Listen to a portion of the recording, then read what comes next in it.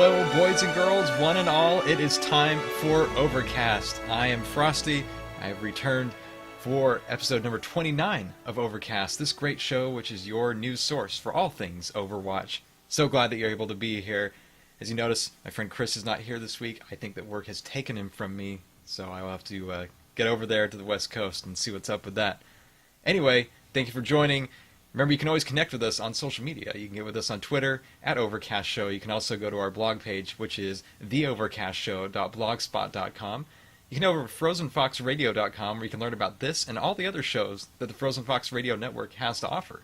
And thank you for either listening on iTunes, Podbean, or now Stitcher, which we are now available on there, or if you're watching the YouTube video version and you're seeing my face right here. So there you go. Without any more delay, I'll just tell you what's been going on in my life the last week, other than being able to play the beta a bunch and get the feel of kind of the new changes that we've been talking about these last few weeks. It is been a pretty busy week with school, and especially I have this big writing assignment that's called the rigorous writing assignment for school, and it's law schools have you write this big long paper that's kind of like a thesis. So it's kind of like before I came to law school I wrote a thesis, and now I'm writing another thesis, but whatever. If I have to do that to graduate, I'm going to do it. So that, and I've got some applications back out. My wife and I are planning on moving back out to the Rocky Mountain West, so I've got some applications out to move back out to some schools out there, since I'm going to be studying intellectual property law, trying to be hitting hard those copyrights, patents, trademarks, anything else like that. And so that's kind of the law that I want to study. So with that, I've got to get out of this school that doesn't really offer anything in that realm. And that's really that. I mean, other than, been playing other games, still addicted to Rocket League as I ever have been. And I did play a lot more of the beta this week, though, which was very refreshing.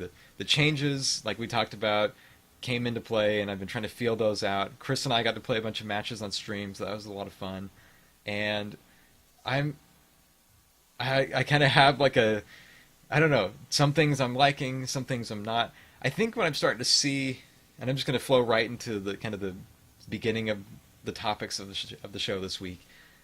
One of the things I'm beginning to see is the skill caps of different players now is really starting to emerge, I think. Some players, and this is just Pug, like this is me, or me and Chris, maybe, for example, like the two of us, if just the two of us queue, or just I queue alone late at night. Yeah, and that's a small sample size, of course. But it seems like they're starting to become like a skill gap, where some teams are getting kind of picked up with high skill players and low skill players, and you're kind of smashing them together. And that might be because I play really late at night, so the numbers aren't there. That's kind of what I've been trying to figure out, if that might be a factor in it. I usually just don't get to play a lot during the day, so I don't get to experience the number of people that are usually on. But playing alone, I've noticed that it's not that the players aren't, they're not talented or they can't get better or anything like that. It just seems like a lot of the, and plus there's new waves going. I guess I should take that into account, the fact there's new waves going out, and that's going to influence it as well. But I'm seeing seasoned veteran kind of players, and then they're playing against, or sometimes with, kind of newish players. And I'm wondering what the matchmaking system, like how it works, or like I said, it might just be a symptom of playing late at night, and so you're kind of just smashing the two groups together, and that's that.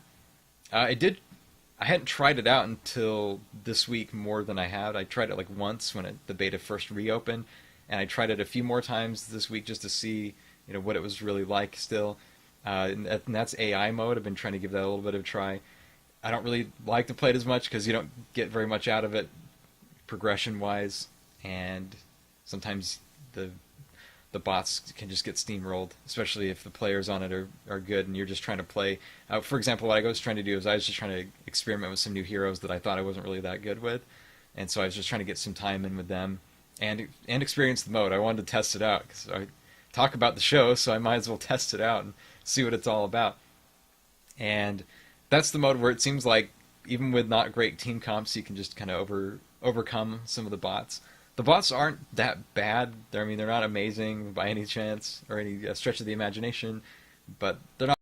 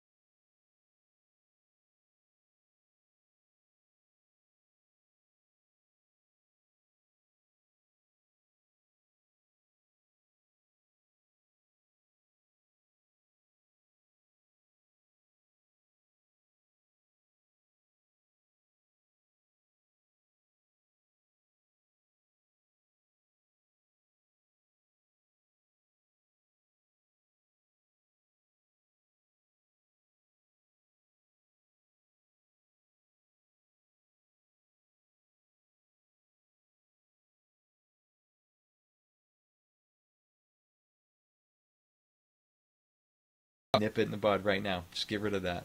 You don't have to have that bad attitude anymore. So, you didn't like it? Fine. Leave the game. Downvote the player. You have the chance to downvote him. You won't ever see him again, probably. I'm hoping that's what that does. Maybe. So, I don't know. You can still mute people and stuff like that if you really want to, but it's like then you might have the chance to, or you might not have the chance. You might get stuck playing with them the next round if teams flip flop or anything like that. So, do you really want to deal with that? Yeah, who knows. So, on with that, let's talk about some of the things that Blizzard's been talking about this week. One of the things that I thought was kind of cool, and it generated a whole lot of community response, was Blizzard asked what kind of things that we wanted to see with heroes, specifically control things. So maybe quality of life achievements, quality of life changes, and the like. I'll just throw the one out there that I am very angry about. Like if I don't get angry about a lot of stuff, but when you start messing with Mercy and things like that, I just like stop it, get it out of here. And that is the fact that people are complaining that you have to hold down the mouse button. You have to hold down one mouse button to heal, one mouse button to damage boost, and they want like a click, and then it automatically stays on the whole time. And I'm like, no, oh no, please, if that ever went in the game, just please make that an option like that I can turn off, because I would probably that would be a game breaker to me. Like that would be just awful gameplay to me, because I love the quick retargeting, and I don't want to have to sit there and like double click basically to target, cast, uncast, recast on another target. The game moves too fast to me to have to deal with like all this extra clicking. It just feels too clunky then to me. And I mean, it hasn't been a thing, but I can only imagine that's how it would feel, and that would just break it to me. So lots of other people had their comments. Go and find if you're in the alpha or the beta, thinking World of Warcraft, if you're in the beta, go and find the forum post. I think they even sent out a tweet about it, so you might be able to respond to the tweet itself. Go over to the Play Overwatch Twitter and let them know what you think. Some things that some people have suggested, Chris suggested, and along with a lot of other people, about Lucio's wall running being a toggle, like with shift, and that sounds cool. And there's lots of other heroes where I think there could be quality of life changes with the way that their controls work. I think it just takes it's going to take a lot of input, a lot of testing, and I think if anything, they should make the hero-specific changes like that an option that you can opt out of as well. Because if they ever change that with Mercy, I don't know what I would do. I probably wouldn't play Mercy anymore. It just sounds so clunky that there's no way. There was no way. So go ahead and check that out. One of the other things that what's going on was Jeff Kaplan went on the forum, started answering a whole bunch of questions, and I'm going to go ahead and run down from the forum post itself so I can just discuss this, give you my take on it, take it with a grain of oversalt if you want. So one of the questions was, Hollywood Defenders' final spawn is too close, how long it takes them to reach the contested points and things like that. So that's going to be addressed. Jeff said that their level designers do different timing checks. When they're designing levels, apparently they do one timing check that is to the line of sight to the point, and one that is to reach a contesting point. So they're going to reevaluate that. This one was interesting, and that's the Lijiang Tower, the first round, and it says many keep taking the stairs repeatedly to the objective, and a waste of travel time. I think it's psychology of the stairs, because being closest to the entrance from spawn is a way to make it obvious that leads not to the objective. Because if you follow everything, it doesn't lead you to the objective. Like, the flow of the map itself kind of leads you in that roundabout way to the little hut, the little place that's by the objective, but not actually the objective. And yeah, I can understand that. I've fallen into the trap. I've seen plenty of teams that just run into there, and they're like, "What's going on?" And a lot of times it seems like both teams. I've been in matches where both teams met there, and nobody was on the point. So I thought that was interesting too. So yeah, it's kind of weird. I think that they could go ahead and do that. And they said, actually, as a matter of fact, they're going to be looking into that as of Monday. So just in a couple days, they'll be hitting it hard. This was kind of interesting.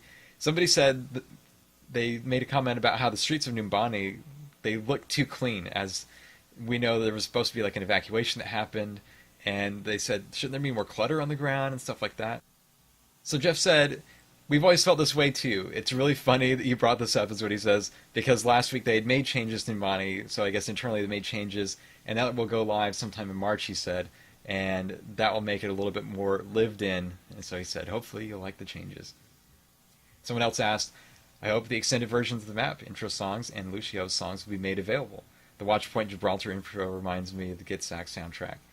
And he said, the collector's edition of the game will come with an amazing soundtrack, created by our music director, Derek Duke.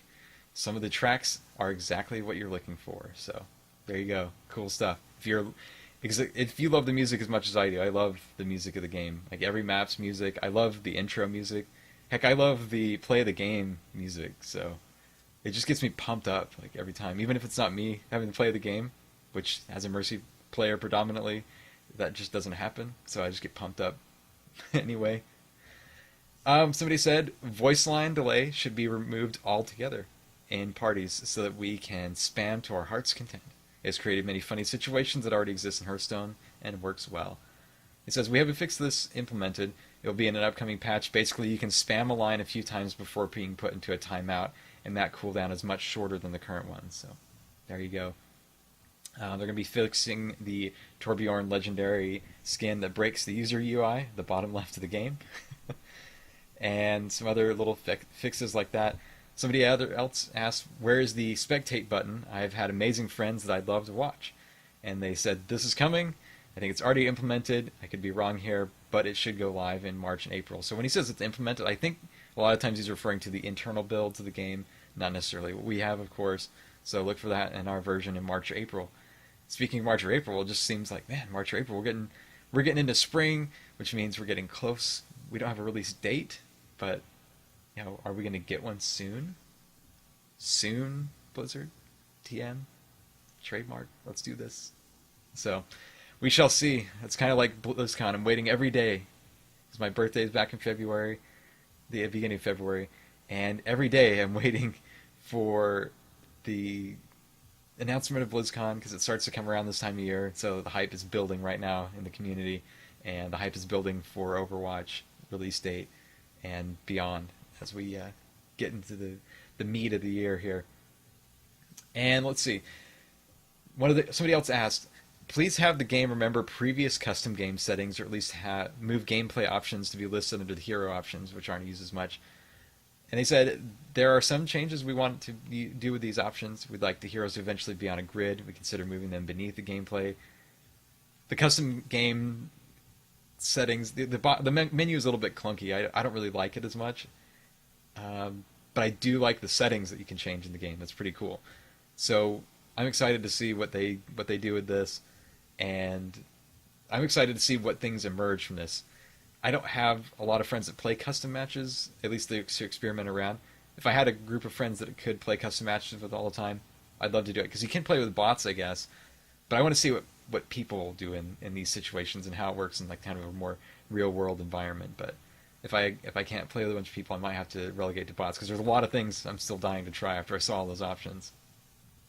One of the other things they're talking about is Symmetra needing a quality of life improvement, because after shielding just a couple people, she says, "You're all shielded," and it's only like two players and not the whole team. So they're going to be fixing the voiceover line, things like that. One of the last and most exciting things that I thought came out of this was they asked, would Blizzard be open to community-created sprays? And the answer was yes. They will have to do some work to implement that.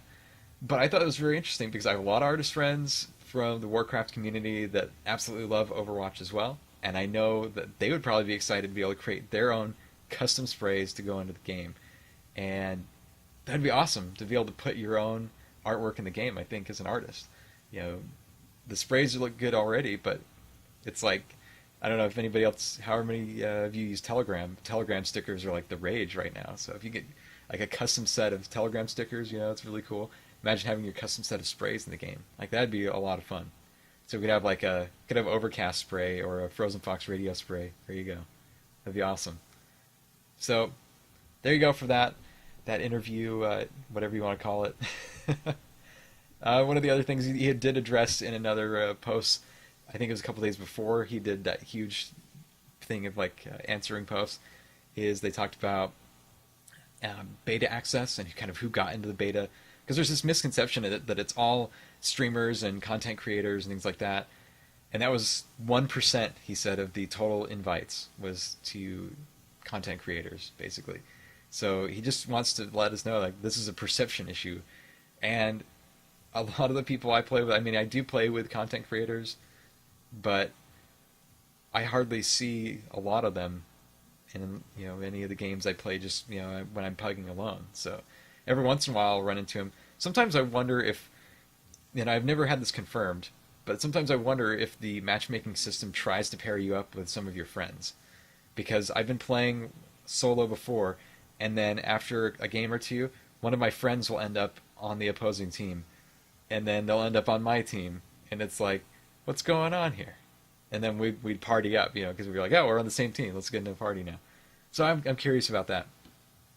And one of the other things that I did notice today, I was watching the Heroes matches on the ESL stream, and they've been playing some of the commercials, and they played the Overwatch trailer that they played at BlizzCon this year. And this is just a side thing that I just realized today. I might be an idiot because I just didn't see it. But if you watch at the end, there's a whole bunch of clips of heroes like in really fast succession that are going by. If you look really close, a lot of those are like the hero animations for like the highlight reel animations. And I was like, they were like right under our nose the whole time.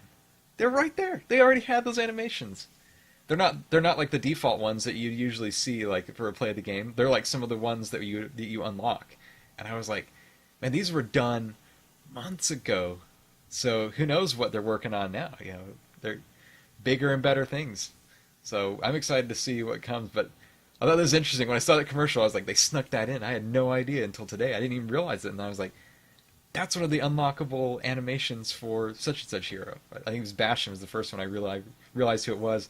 And I watched it again, and I'm like, yeah, these are all like the unlockable ones that you see for different heroes. So I thought that was really cool. So good job, Blizzard, keeping that secret. And kind of like, it was almost like an Easter egg to me in that commercial. All right. One of the last things is a post from Lyria, and she talked about the hero change frustration. So I'm going to go ahead and I'll read the whole thing, and take it or leave it. I don't know if everybody's read it or not, seen it.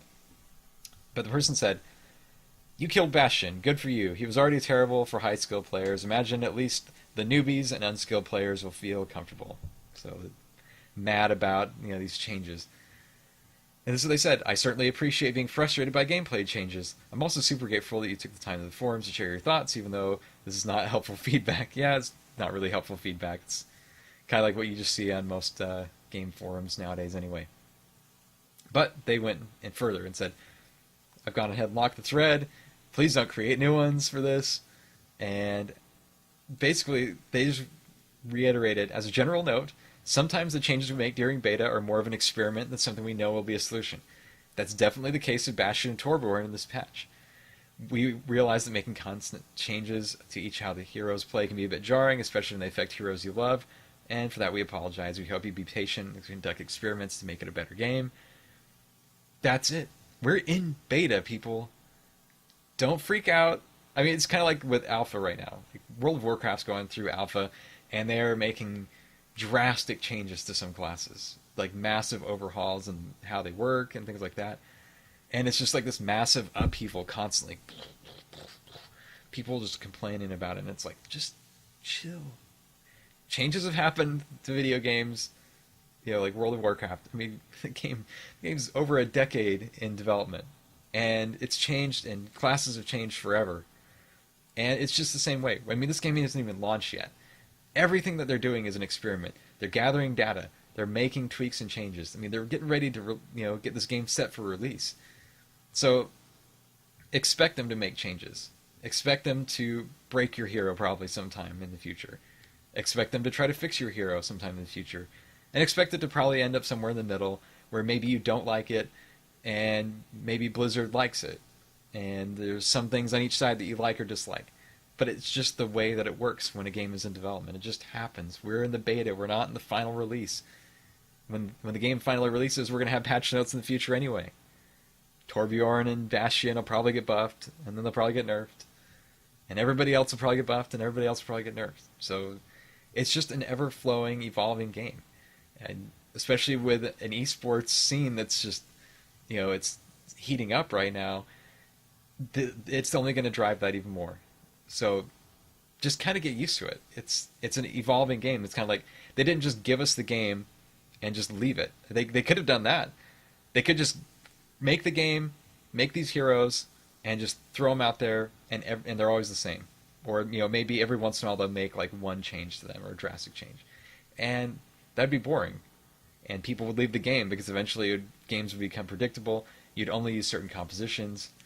You'd always do certain things in certain times, and it just wouldn't be fluid. Making sure that heroes stay viable, that they're not overpowered in certain situations, and that you can fairly counter them by hero switching or whatever, by you changing up your tactics. That's the flow of the game. That's how the game works, and that's what makes the game fun and fluid and fast-paced and keeps you on your toes. And I think that's just what we all have to remember going forward. So just take a chill pill. Chris isn't here. I don't know what he'd say about it, but since I'm the salt and pepper of us, that's what I'm going to say. That's my bit about it. Okay, so on to something funner before I wrap up the show, and that is that we have some merch coming. Oh my goodness, right? So, Funko this week unveiled the Funko Pop Series that's going to be for Overwatch. Here's some of the toys. You see these 4 right here. And we'll see how many more. I mean, I'm not a huge fan of Funko Pop, okay? Like, I'm just going to get that off my chest right now. I am not a huge fan of it. I think that since every Funko Pop looks the same, they're the same general shape, it's just kind of boring to me. Every once in a while, though, there are some that stick out really good. The Reaper looks really good. I like the Reaper a lot. Like, it still has like the kind of big, head and things like that. But he doesn't have like the same bean-shaped face and everything. So he looks really cool. The Winston looks cool. I'm excited to see what they do with some of the other characters. I'm kind of worried because I'm figuring that Mercy will probably have just like the same kind of blobby face. But you know what? I'm terrible, and I'm a hypocrite, so I'll probably buy it. So slap me now. So there you go. The merch will continue to come, but I'm excited. Like, I know a lot of people really loved Funko Pop Series. Go get it. Because if you want it, this is the stuff to get. This is the stuff you're looking for. I'll just say that. So there we go. And with that, that's all I have to say. That's all we have for the show this week. I didn't see anything in the Ask Overcast segment. I didn't see anything on Twitter or anywhere else. You can always ask us questions on Twitter. You can just tag us at Overcast Show. You can also just tag us. Just use the hashtag AskOvercast, and we'll search from every week for the show. We'll answer your questions on the air, whatever it might be. You can also go to our Facebook page, and you can ask there. And go ahead and like us on our Facebook page, too. We're trying to grow that environment. It's kind of like a little experiment, trying to figure out if it's going to work out for us. Right now, we're getting some good response on it, so go and leave some comments on there. Tell us how you like the show. Tell us what you want us to change. And hopefully, if I can wrap it up in the next week, we'll get another guest here for next week and start to get a good stream of guests going talking about the game, because it's always fun to have some more people to talk about the game with. It's always fun to play the game with more people, and I think it's true with pretty much every game. You got friends to play it with, it just makes it that much better. So, with that said, remember to connect with us on Twitter. You can do that at Overcast Show. Go to theovercastshow.blogspot.com. That's our blog page with show notes and links to the audio and video versions of the show. Thank you for listening, whether it's on iTunes, Podbean, or Stitcher, for all the audio folks. Thank you for watching if you're watching over here on YouTube. Remember to like below and also to subscribe. You can go in the comments and tell me what you think. You can tell me what you think about my face. Do I need to shave? My wife would say yes, so feel free to tell me what you think. And go to FrozenFoxRadio.com. That's our parent studio. Then learn about this, all the other shows that the network has to offer. We got something for everybody. We got general gaming. We got, of course, Overwatch. And we've got World of Warcraft. We've got Heroes of the Storm covered. We've got pretty much about anything you can look for. So, with that said, thank you for joining. This is the 29th episode of Overcast. We're about to hit 30 next week. We're catching up to my age. Yeah, I'm an old man, so as you can't already tell by my hair. Anyway, thank you for joining. It's been great to have you. Catch you back here next week. I'm Frosty, and I will catch you on the flip side.